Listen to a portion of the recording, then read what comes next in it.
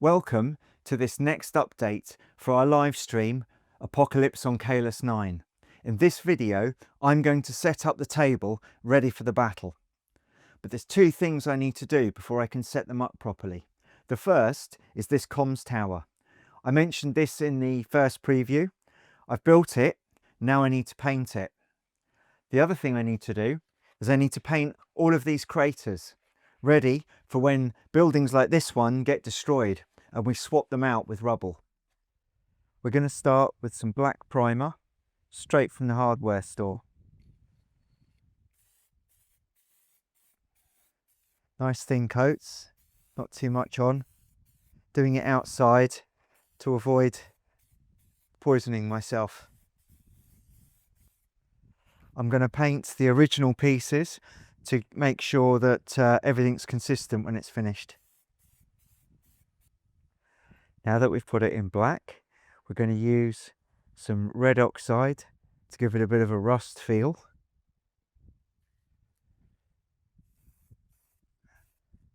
We don't need a lot of this. It doesn't have to go on exactly. It can just be in patches. Now we're going to dull that down with a little bit of Mechanicus grey.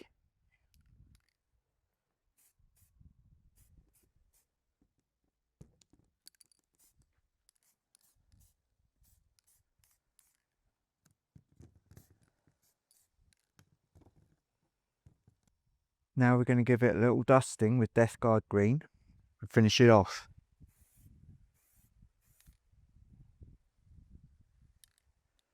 You can see I'm not covering it very well with the green. The idea is to let the grey and the red oxide show through a little bit. That way gives an idea of weathering, an idea of age, an idea of this being an old thing.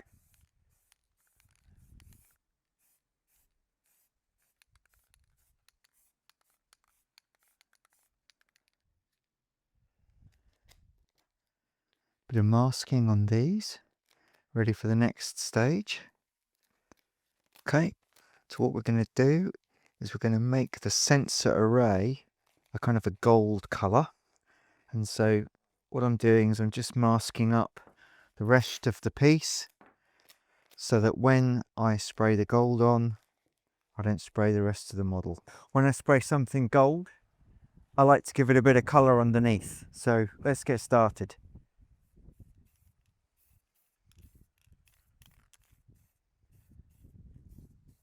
What this does is it stops the gold being too true. Makes the gold have a luster, makes the gold have a bit of personality, which is kind of what we want in this type of thing. I'm going to get some blue in there now. Now I'm spraying from the underneath. This is going to be the bottom, this is going to be the top.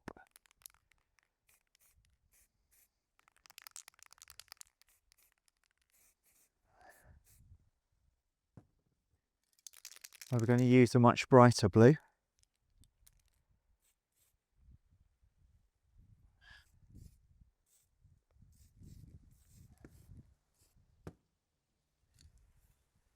Now the gold. So it's really important we spray the gold from the top down.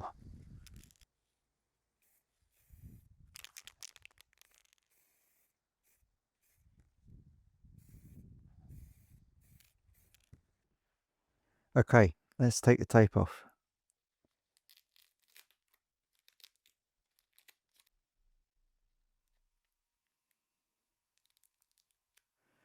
So these have come out lovely. I'm just going to pop this together. There it is. That's the sensor array that's going to sit on top of there. Let's have a look at that on top of the tower now. So for the sake of about half an hour's painting, that's looking pretty good. I'd say that was table ready.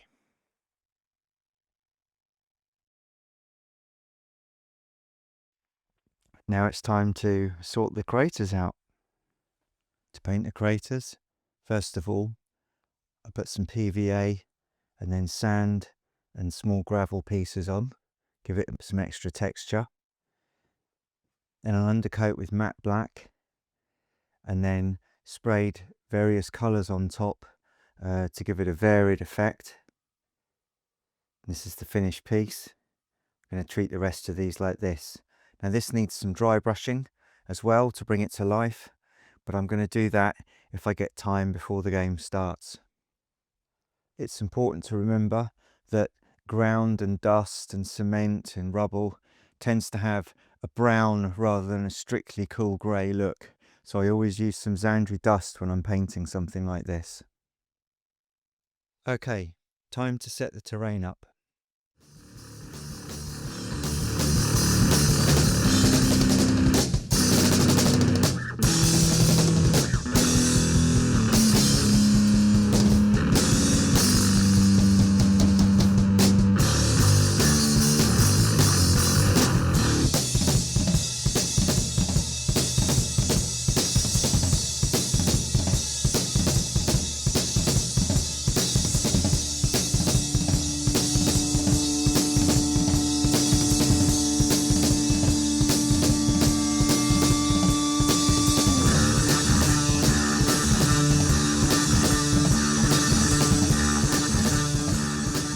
This is it.